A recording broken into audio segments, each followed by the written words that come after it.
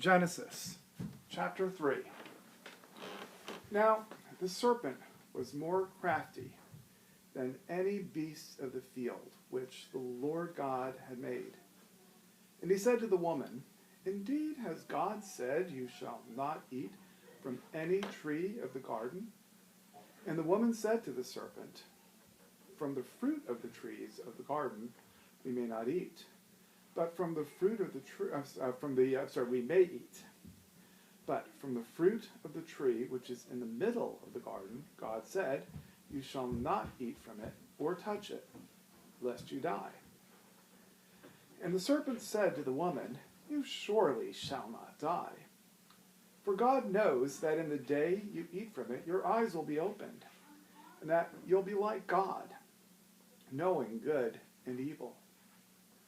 Well, when the woman saw that the tree was good for food, and that it was a delight to the eyes, and that the tree was desirable to make one wise, she took from the fruit and ate, and she gave them also to her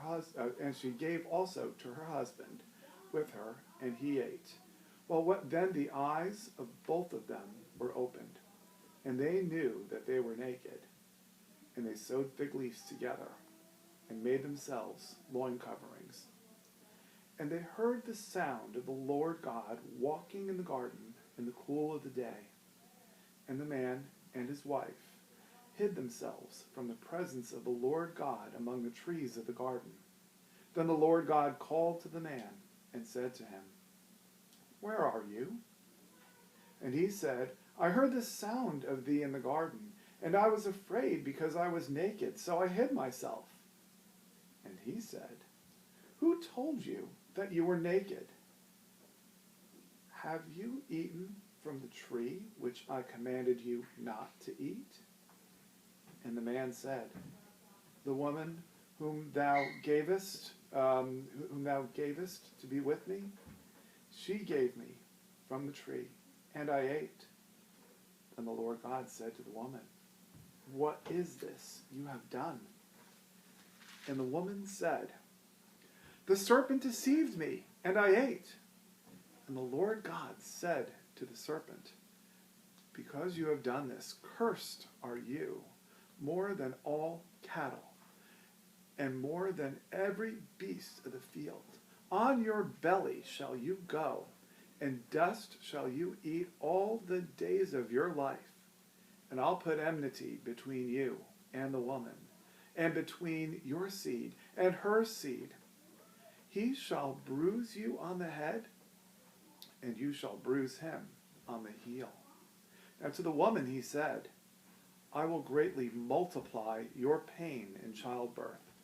In pain you shall bring forth children, yet your desire shall be for your husband, and he shall rule over you. Then to Adam he said, Because you have listened to the voice of your wife, and have eaten from the tree about which I commanded you, saying, You shall not eat from it. Cursed is the ground because of you. In toil you shall eat of it all the days of your life.